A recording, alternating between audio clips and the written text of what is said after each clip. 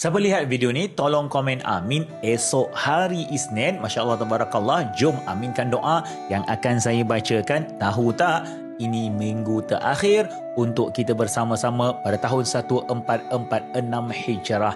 Jom aminkan doa ini bersama. Bismillahirrahmanirrahim. Ya Allah, dengan keberkatan Isnin terakhir pada tahun 1446 Hijrah dan Isnin terakhir dalam bulan Zulhijjah ini, Ya Allah, makbulkanlah segala hajat dan permintaan kami pada tahun ini. Ampunkan segala dosa dan silap kami, Ya Allah.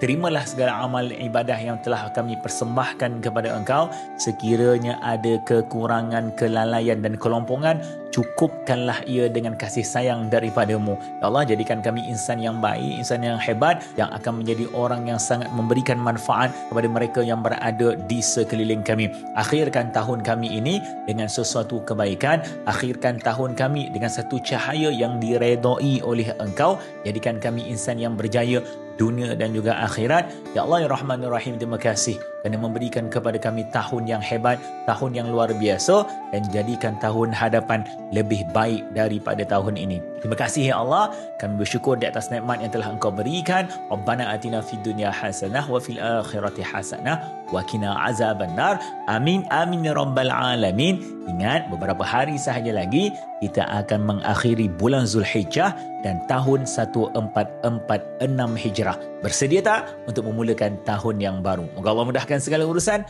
Alhamdulillah. Jom berterima kasih kepada Allah.